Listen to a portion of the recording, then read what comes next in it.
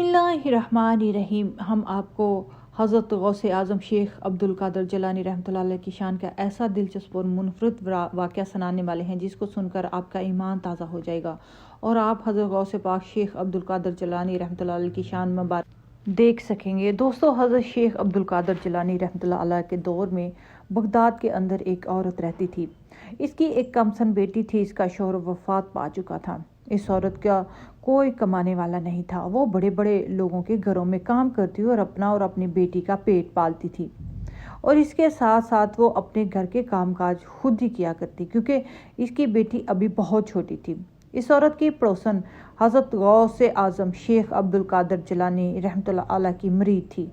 इस औरत की पड़ोसन हर रोज़ अपने घर से चली जाती और जब वापस लौटती तो इसके चेहरे पर अजीब सी इत्मीनान और दिल पर सुकून होता।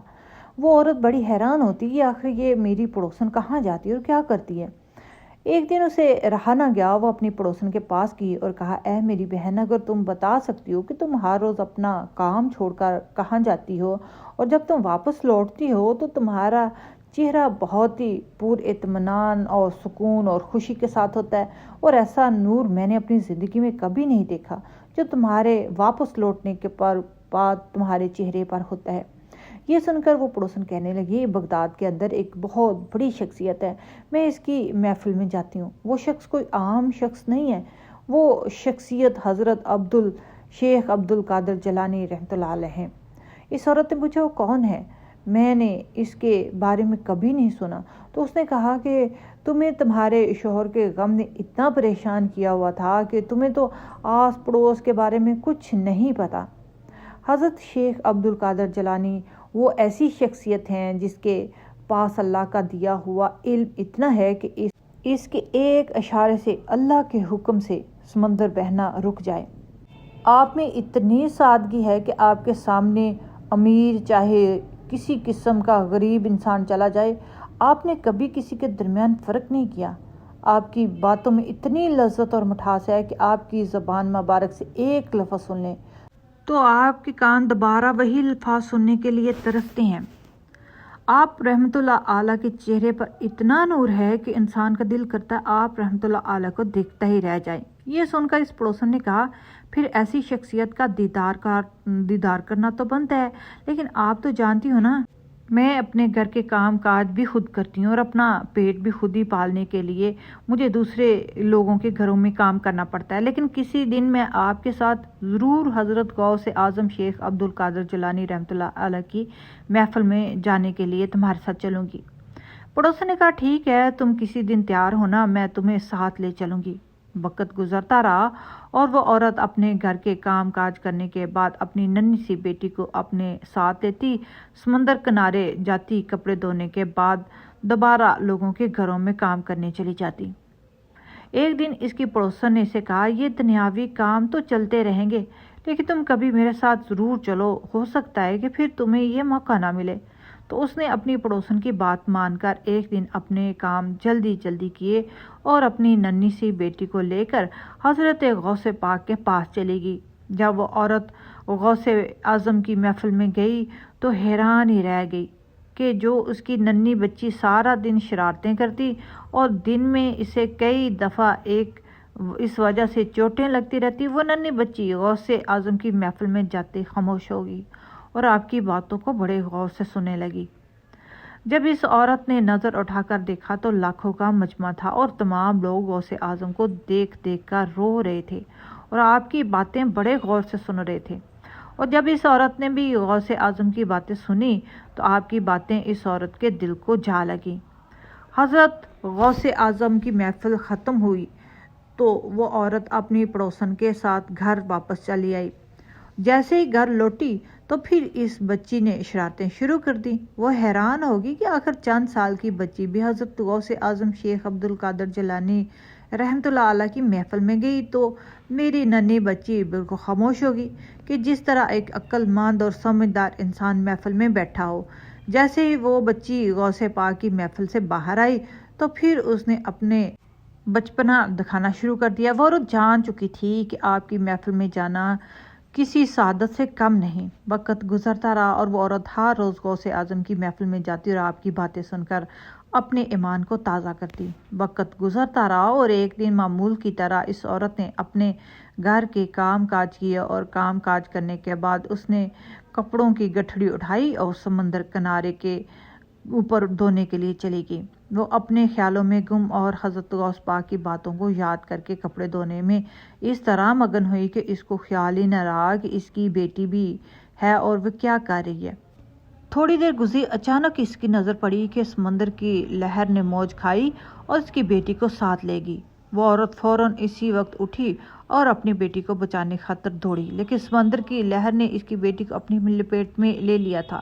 وہ چیخنے چلانے لگی، لیکن اس کو اپنی بیٹی کا بال بھی نظر نہ آیا۔ ماں کا کلیجہ تھا پھٹنے والا تھا۔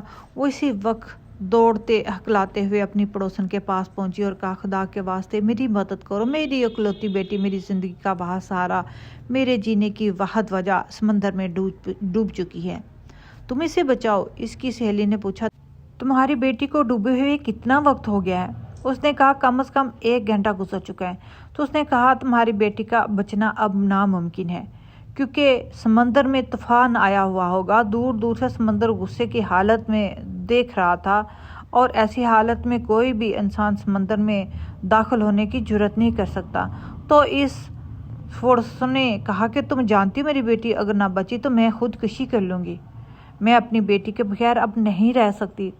جب پڑوسن نے اس عورت کی یہ حالت دیکھی تو اسی وقت قاضی صاحب کے پاس گئے اور قاضی صاحب کو ساری صورتحال کے بارے میں بتایا اور اس کی منت کی کہ قاضی صاحب آپ چند ایسے آدمیوں کو تلاش کریں جو تیرنا جانتے ہوں، تاکہ وہ سمندر میں تیر کر اس بچی کو تو تلاش کر سکتے ہوں کہ اس کی جان زندگی کی سانسیں ابھی باقی ہوں۔ قاضی صاحب نے نہ چاہتے ہوئے بھی اس عورت کی بات مانی اور 4-5 ایسے آدمیوں کو لے کر گیا جو تیرنا جانتے تھے۔ انہوں نے سمندر میں تیرنا شروع کر دیا، لیکن اس بچی کا کوئی ایک بال بھی نہ ملا۔ اس پڑوسن نے اسے بتایا، اب تمہاری بیٹی مر چکی ہوگی، اب تمہاری بیٹی کا واپس پلٹنا ممکن نہیں ہے، اب تمہیں صبر کرنا ہوگا۔ اس نے کہا، میں صبر نہیں کر سکتی، تم مجھے اپنے غوث پاک کے پاس لے چلو، میں اس کے سامنے درخواست کروں گی، اس کے پیر پکڑ لوں گی، اسے کہوں گی کہ وہ میری بیٹی کو واپس لا کے دے دے۔ آپ کے اشارے پر اللہ کے حکم سے تو سمندر بھی چلنا بند ہو جاتے ہیں نا، تو پھر میری بیٹی کو بچانا کون سا مشکل کام ہے۔ وہ پڑوسن اس عورت کو لے کر غوث اعظم کے پاس گئی اور جا کر سارا ماجرا بتایا۔ غوث اعظم رحمت اللہ علیہ نے پوچھا، اے خاتون بتاؤ تمہاری بیٹی کو ڈوبے ہوئے کتنا وقت ہو چکا ہے؟ تو اس نے کہا، حضور میری بیٹی صبح سورج طلوع ہوتے ہوئے ڈوبی تھی اور اب دوپہر کا وقت ہو چکا ہے۔ یہ سن کر ایک عام آدمی کا تو عقل حیران رہ جائے کہ اگر انسان پانی میں ڈوبے تو چند لمحے اس کی موت واقع ہو جاتی ہے، لیکن یہاں تو آدھا دن گزر چکا تھا اور وہ عورت کہہ رہی تھی کہ حضور آپ میری بچی کو بچا لیں۔ غوث اعظم نے اس عورت اور اس کی پڑوسن کا ساتھ لیا اور آپ کے ساتھ ہزاروں کی تعداد میں مریض چل پڑے اور تمام لوگ سمندر کے کنارے پہنچ گئے جہاں ان کی بچی ڈوبی تھی۔ تمام لوگ حیران تھے کہ وہاں تو سمندر نے طوفان مچا رکھا تھا اور وہاں بچی کا بچنا تو ناممکن تھا، اور اس وقت بھی کافی وقت گزر چکا تھا۔ غوث اعظم سمندر کی لہروں کو دیکھ رہے تھے اور وہ عورت رو رہی تھی۔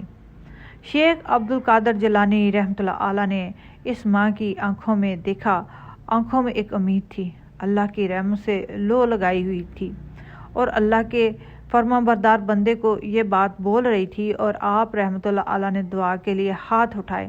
اے دریا پر حکومت کرنے والے، اے لہروں کو اٹھانے والے، اے سب کو سنبھالنے والے، اے گھر کو سنبھالنے والے، تو حاضر ہے، تو حاضر ہے۔ لیکن تیرا یہ بندہ عبد القادر جیلانی تجھ سے التجا کرتا ہے کہ اس ماں کے دل کو تو سکون پہنچا دے، اس کی بیٹی صحیح سلامت دریا سے باہر آ جائے۔ اے میرے پروردگار، تو جانتا ہے میرا واسطہ تیرے ساتھ، تیرے محبوب کے ساتھ ہے، میں تجھ پر یقین رکھتا ہوں، میرا ایمان تجھ پر ہے۔ میں جانتا ہوں کہ بندے کا یقین کبھی نہیں ٹوٹتا جب وہ اپنے رب سے لو لگا لیتا ہے، جب اس پر یقین کرتا ہے، اور بے شک میرے لیے میرا اللہ ہی کافی ہے۔ اے لوگو تم سن رہے ہو، میرے لیے میرا رب ہی کافی ہے، میں مدد کے لیے اپنے رب کو پکارتا ہوں۔ اے اللہ، کیا تو اپنے عبد القادر کی بات کو ٹھکرائے گا؟ یہ عورت میرے نبی کے خاندان کو چاہنے والے اس سے عقیدت رکھتی ہے، اور اللہ تجھے تیرے محبوب تیرے آخری نبی کی آل کا واسطہ اس کی اولاد اسے واپس کر دے۔ اس طرح ایک ماں کے چین کو نہ چھین۔ سارے منظر کو لوگ دیکھ رہے تھے، ہر ایک کی آنکھ اشک بار تھی۔ اللہ تعالیٰ کی سچی محبت اور حضرت شیخ عبد القادر جیلانی رحمۃ اللہ علیہ کی زبان سے سب سن رہے تھے۔ سب نے آپ کی آنکھوں میں وہ محبت دیکھی، عشق الہی کا وہ جذبہ دیکھا، آپ کے وجود سے عشق الہی ظاہر ہو رہا تھا۔ آپ رحمۃ اللہ علیہ نے اس ماں کی طرف دیکھا اور کہا، اے عورت، تو سن رہی ہے؟ میری بات، تیری بیٹی کا نام کیا ہے؟ اس نے آنسوؤں کو صاف کرتے ہوئے کہا، حضور، میری بیٹی کا نام حضور صلی اللہ علیہ وسلم کی پیاری بیٹی سیدہ کائنات شہزادی کونین کی نسبت سے ہے۔ میں نے اپنی بیٹی کا نام فاطمہ رکھا تھا، ان کے نام کا اس پر اثر ہو جائے۔ فاطمہ نام سن کر شیخ عبد القادر جیلانی رحمۃ اللہ علیہ کو جلال آ گیا۔ اب تو وہ ہوگا جو دنیا دیکھتی رہ جائے گی۔ نام کی شان اور رتبہ۔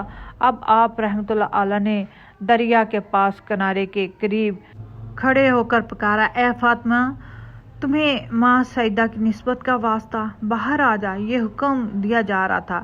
جیسے آپ رحمۃ اللہ علیہ نے پکارا تو دریا سے اس بچی کے دونوں ہاتھ باہر نکلے اور یہ آواز سب لوگوں نے سنی۔ جب بچی نے کہا، لبیک یا شیخ عبد القادر جیلانی، آپ رحمۃ اللہ علیہ نے اس بچی کو اس کے ہاتھ سے پکڑ کر اس کو باہر نکالا۔ اس بچی کے ہاتھ میں حضرت غوث اعظم رحمۃ اللہ علیہ کا ہاتھ تھا۔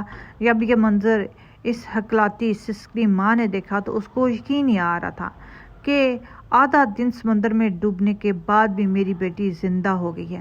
لیکن جب اس نے غوث اعظم کی شان کو دیکھا تو پھر یقین کر لیا اور آپ کے قدموں میں گر گئی۔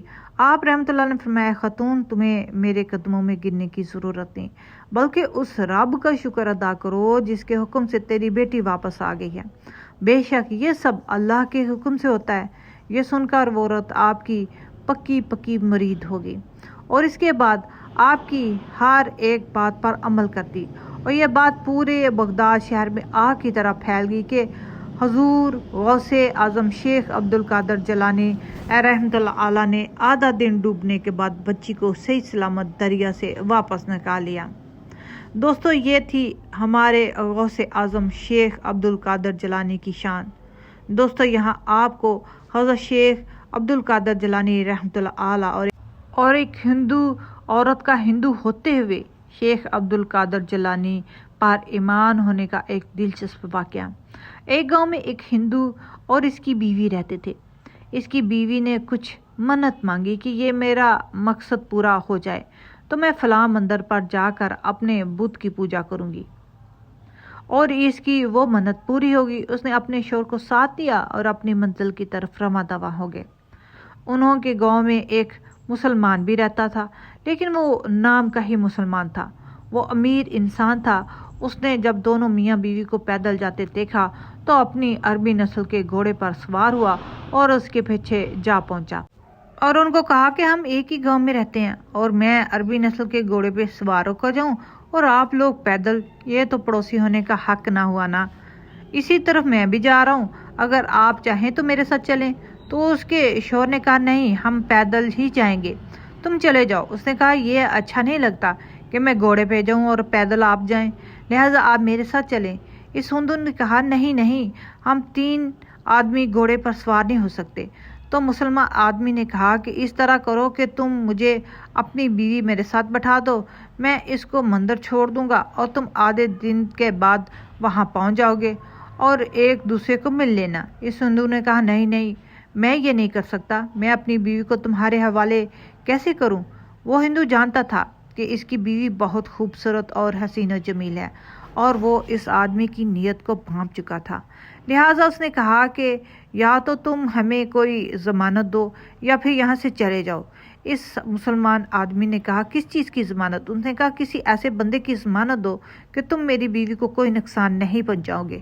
تو اس نے کہا، اس جنگل میں یہاں میں آپ کو کون ضمانت دے سکتا ہوں؟ تو ہندو کی بیوی نے کہا تم اپنے غوث پاک کی، غوث اعظم کی ضمانت دے دو تو پھر میں تمہارے ساتھ چلنے کے لیے تیار ہو جاؤں گی۔ وہ آدمی منافق تھا، اس نے بس کہہ دیا ہاں میں تمہیں غوث اعظم کی قسم کھا کر کہتا ہوں کہ میں تمہارے ساتھ کوئی زیادتی نہیں کروں گا۔ اس عورت نے یقین کر کے اس آدمی کے گھوڑے پر سوار ہونا چاہا۔ جیسے وہ اس گھوڑے پر سوار ہوئی تو اس آدمی نے اپنی جیب سے خنجر نکالا اور اس کے شوہر کی گردن کاٹ دی اور اس کے شوہر کا دھڑ گر کر زمین پہ جا گرا۔ یہ منظر دیکھ کر اس کی بیوی کی چیخیں نکل گئی اور اس آدمی نے اپنا گھوڑا دوڑانا شروع کر دیا اور وہ اپنا گھوڑا دوڑائے جا رہا تھا اور اس ہندو کی بیوی پیچھے مڑ مڑ کر دیکھ رہی تھی۔ اس نے کہا کہ تم اب پیچھے کیا دیکھ رہی ہو؟ تمہارا شوہر مر چکا ہے۔ تو اس نے کہا میں اپنے شوہر کو نہیں دیکھ رہی، میں تو تمہارے پیر غوث اعظم کو دیکھ رہی ہوں۔ تو اس نے کہا تم تو ہندو ہو، تمہیں اس پر کیسے یقین ہے؟ تو اس نے کہا کہ بے شک میرا مذہب تم سے مختلف ہے، لیکن تمہارے پیر کو میں مانتی ہوں، وہ میری مدد کو ضرور آئے گا۔ تھوڑی دیر گزری کہ اچانک ایک سفید داڑھی والا آدمی حاضر ہوا۔ اس کے منہ سے بے انتہا نور نکل رہا تھا۔ اس کی آنکھوں سے نکلنے والے نور نے اس آدمی کو اندھا کر دیا اور اس نور میں سے ایک تلوار نکلی جس میں سے اس کی گردن کاٹ دی گئی۔ اب اس بزرگ نے اس عورت کو گھوڑے پر بٹھایا اور اسی جگہ پر لے آیا اور سندھو کے دھڑ کے ساتھ سر جوڑ کر کہا اللہ کے بندے، اللہ کے حکم سے کھڑا ہو جا۔ اور وہ ہندو آدمی اسی وقت کھڑا ہو گیا اور کھڑا ہونے کے بعد جیسے وہ کھڑا ہوا حضرت غوث اعظم وہاں سے غائب ہو گئے۔ اس ہندو نے کہا یہ سب کیسے ہوا؟ تو اس نے اپنی بیوی سے اپنے شوہر کو سارا ماجرا سنا دیا، یہ بھی کہا کہ اللہ تعالیٰ کے بندے اللہ کے حکم سے کھڑا ہو جا۔ تو اس عورت نے کہا یہ جملہ تو حضور غوث پاک کا تھا، لہٰذا حضور غوث پاک خود آئے تھے۔ یہ سن کر دونوں ہی وہیں مسلمان ہو گئے اور پہلے جو مندر میں جا رہے تھے انہوں نے اپنا منزل مقصود مسجد کی طرف کر دیا، اور اسی طرح غوث اعظم نے اس ہندو کا کٹا ہوا سر دھڑ کے ساتھ جوڑ کر اسے زندہ کر دیا۔